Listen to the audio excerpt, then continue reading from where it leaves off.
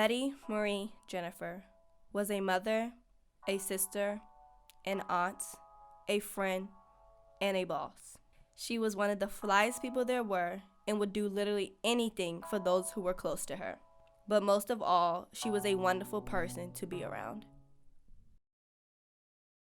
So the month of June was my brother's graduation. Also in the month of June, I got my first tattoo. I got a bee with a crown on my right wrist. I do not regret that tattoo. I definitely thought that maybe I'm regretting it, or maybe I'm just doing this because I'm hurt and I'm angry, but now that it's been a year, I still do not regret it. I still love it to this day. It still reminds me of her. It still is the idea of her, and it's just like, to me, my mother was the queen. Like, if you knew my mother, you knew she was fashionable. You knew she never had a dress down day. She dressed up every single day. Even when she said she was dressing down, she was still dressed up. So I felt like the crown was a perfect representation of her, and I just felt like that was the only way to fully to really relate to her. Like, that was the only way you could really look at her, as being this overtop dramatic queen and wanting the best of the best. And I can't fault her. I feel like she rubbed off on me now. I feel like she rubbed off on me more now than ever. I feel like when she was here, I was just like, you look a mess. Like, what are you doing? I started losing so much weight. And I honestly feel like the reason why I started losing so much weight was my thoughts. My thoughts were eating away at me, where I just didn't want to eat. That night of the day of May 10th was a half day at school, and I was supposed to be with my mother. I was supposed to leave school. She was either going to come and get me and take me back to her office, or I was supposed to Uber to her office. My mom worked like 10 minutes away at most from my school, so it wasn't too far. And that day, I decided to go with my friend Shauna Kamara, because we were throwing a party later that weekend actually. So I was like, hey, like, we need to get stuff for the party, stuff like that. So I just texted my mom, and I texted her, called her, and was like, hey, I'm going with Shauna Kamara. They're going to take me to work. And she just was like, okay. But all I kept doing in June was just replaying that whole situation. Like, maybe if I would have been there, my mom would still be here. Maybe if I didn't go with Kamara and them, my mom probably still would have got shot, but maybe she wouldn't be dead. Like, it was just so much stuff eating away at me, and I was just so angry. I feel like a lot of people didn't know I was angry though, but I honestly do feel like that was why I was losing so much weight. I dropped from I would say 117, 118 to pretty much 100 pounds flat. Sometimes I would be like 110, but I really lost so much weight. I looked so sick. It was just anger. It was just that, what if I was there? What if I would have went?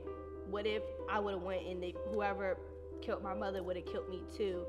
It was just so many thoughts and so many different ways that I played it out in my head, that I just was like, wow, like, maybe if I was there, it would have changed. Maybe if I was there, I would be dead too. My brother would have to deal with 2 deaths, and my dad would have to deal with 2 deaths. It was just so many things that all of that, just the whole idea that I was supposed to be with my mom, ate away at me, and it really did hurt me. Like, I wasn't eating, and my hair started thinning out. My hair started falling out. It was just a lot of health problems. I was having a lot of headaches. I would barely sleep, or if I did sleep, I would literally sleep through the whole entire day. I would force myself into this deep sleep so that I didn't have to deal with the pain. And in June, I did go back to work, which was very stressful. I felt like, just because all the clients knew, they were always asking me like, oh, are you okay? How's your brother? Always up asking you, how are you? What is going on? Going back to work, I really had to ease myself back into it. I thought that I was going to be able to jump back in, do 4:30 to 8 shift, and it wasn't like that. I really had to do an hour here, 30 minutes here, or whatever the case may have been, so I can start working myself back into it, because it was a lot to have a lot of people asking you, how are you, how's your brother? And then there were some people who didn't know, so they were asking me like, oh, how's your mom? And it was just awkward. It was just like, how do you tell someone in a salon that your mom's no longer here? And it was just so much. And at the time, I still never physically said out of my mouth, my mom's not here. Okay, so now it's July, and this definitely was even a more of a game changer for me personally. My phone cuts off. My mom was the account holder for, of course, the phone bill, because at the time me and my brother were not 18. I was an authorized user. However, I would need her ID to get into the account. It was just a whole bunch of stuff. Now things are starting to come in play, like who's going to pay the phone bill? How are we going to do this? How are we going to do that? Because we were moving out of this house, it was really, when we really weighed the pros and cons, it was no point in keeping this house, just because my mom already planned on moving out of the house when me and my brother went to college. The house was big. It was a lot of maintenance when it came to the land and what's on the land and just the house itself, and it just was too much space for one person and 2 dogs. So we were already planning on moving. Of course, the move up date just became closer, so things did have to be packed a certain way. I did not want it to be a hot mess, unorganized, don't know where anything is. I didn't want certain things broken, and then it really came down to what are we keeping and what are we selling. During this time, my brother went to some summer college program that he had with his university at the time, so really everything fell back on me. The packing up the house, the taking care of the dogs, from cleaning the house, from doing whatever my brother's tasks were, which was taking out the trash. I've never taken out the trash a day in my life. I did not even know what day the trash people came. I didn't know anything, but I did have someone come to my house and try to tell me what to keep and what not to keep. Like she lived here, like she owned something, like she paid for this. And I understand it came from a good place, but at the same time, you don't have a say. Only person who has a say is me and my brother, or my brother, my aunt, and I. Like, no one really had a say. And I feel like a lot of people were forgetting that they have no say. It was really up to me and my brother. If my brother wasn't there, I got the decision. And if you know my mom, if you know me personally and you know my mother personally, you know my mother was crazy about fashion. My mom had whatever the trend was. My mom had vintage. My mom had this. My mom has a lot of clothes, a lot of shoes, a lot of bags, a lot of accessories, a lot of perfumes. It was pretty much a lot of everything. So when I looked in, it was 4 closets, 2 walk-ins, and 2 closets that were in the walls. So it was really a lot of clothes, a lot of storage. It was a lot of everything. And then eventually, my cousins were close with my mom too. My mom raised my 2 oldest cousins. So, she helped raise my 2 oldest cousins. So, of course, I wasn't about to be like, no, you guys can't have none of this. Like, because at the same time, what I had to realize also in the month of July was I'm not the only one that's hurting. There are other people that are grieving. There are other people that are hurting too. So eventually I did go through first and like, this is what I want. Even if I wasn't going to wear it, if it just reminded me of my mother, or if I could think of something that she had of it on or something, I was keeping it. It was no doubt. I don't care. People are like, oh, that doesn't fit you. I didn't care. I really didn't care. It definitely made the process not so sad. It definitely was still sad. It definitely was still hurt, and it definitely was a lot of pain. But my cousins were there. They were joking around with me. They're like, oh, do you remember when she wore this and we said this? So it definitely was a bonding time. It definitely was a time where I needed someone else there with me. I needed my family there. I needed my cousins there to really help me and decide, like, do I keep this? Do I not keep this? And really just lift the spirit up, because playing music by myself was not doing it. It was honestly, I feel like that was one of the pros, and it definitely was one of the things that I love to this day, that me and my family, we've always been close, but how close we are now, more than ever, just like we were when I was 5.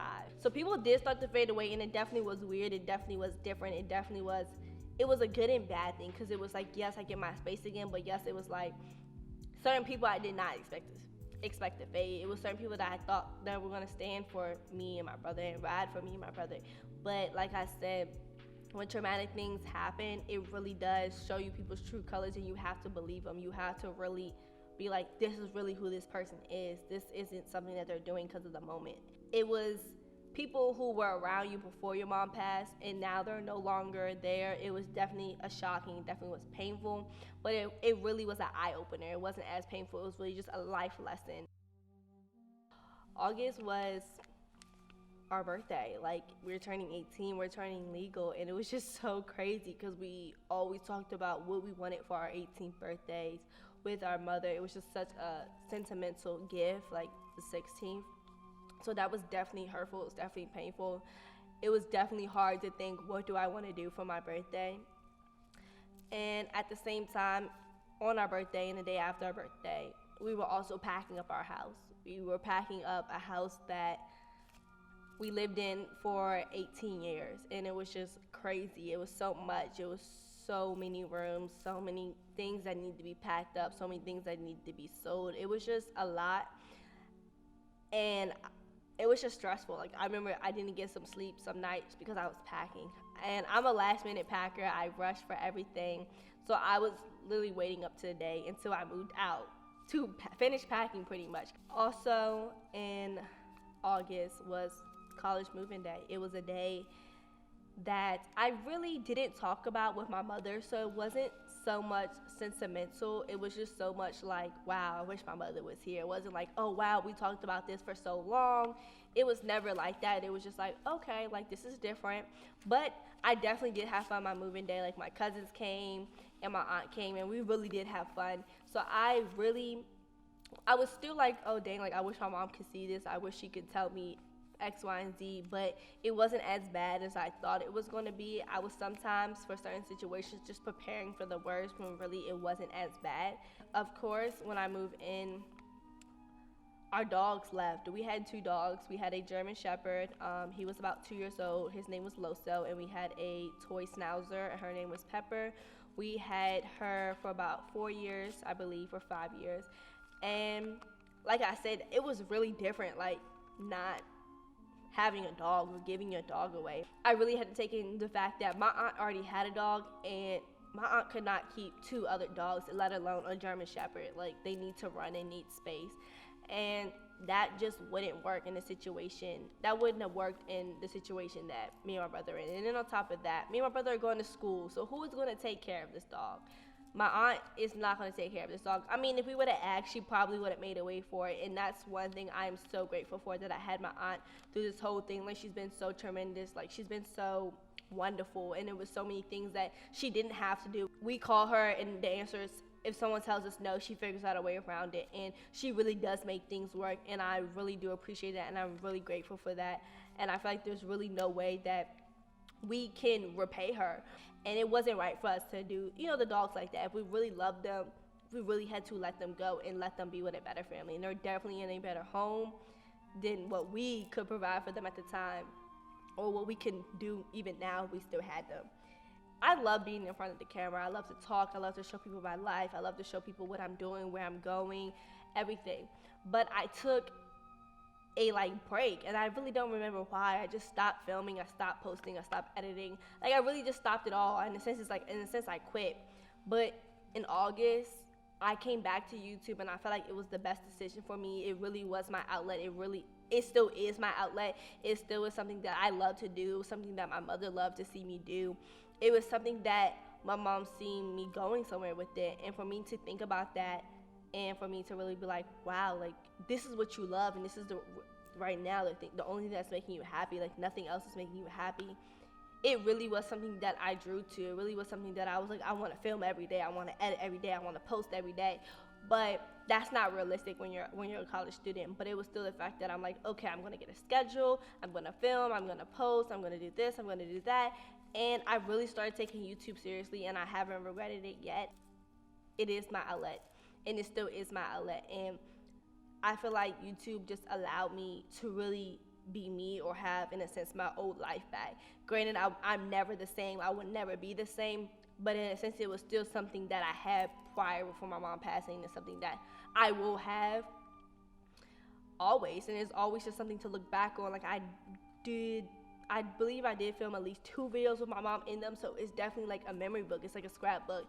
When I'm sad or when I do miss her, I do go through my camera roll, but it's nothing like going through a video that you filmed with your mother, or that you went out of the country and your mother's in the video. Like, it was nothing like it. So I'm really glad that I did take YouTube seriously.